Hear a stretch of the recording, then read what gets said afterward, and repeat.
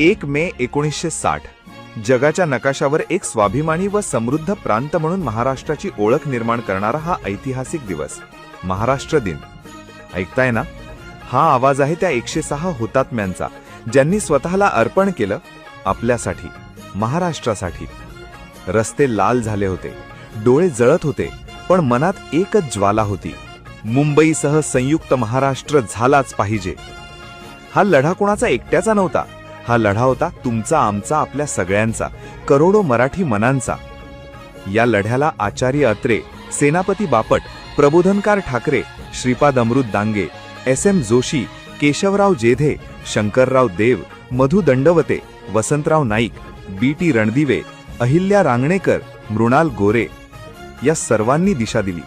शाहीर अमर शेख, अण्णाभाऊ साठे आणि शाहीर साबळे यांनी आपल्या पोवाड्यातून मराठी जनतेच्या मनात क्रांतीची ठिणगी पेटवली. कामगारांनी संप पुकारले, शेतकऱ्यांनी मोर्चे काढले, विद्यार्थ्यांनी रस्त्यावर उतरून आंदोलन केलं. आपल्या निर्दोष मराठी बांधवांवर गोळ्या झाडल्या गेल्या. फ्लोरा फाउंटनचा परिसर आजही त्या रक्तरंजित संघर्षाची साक्ष देत आहे. 106 बांधव शहीद झाले, हजारो जण तुरुंगात गेले, पण मराठी माणूस झुकला नाही.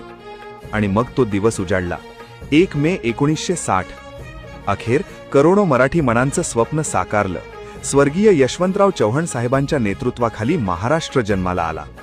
बांधवांनो, हा महाराष्ट्र कुणाच्या दयेने मिळालेला नाही, तर तो रक्ताने, संघर्षाने आणि बलिदानाने घडलेला आहे. चला, पुन्हा तीच जिद्द, तीच अस्मिता जागवूया, कारण आपण फक्त महाराष्ट्रात राहत नाही, तर आपणच महाराष्ट्र आहोत. जय महाराष्ट्र, जय हिंद.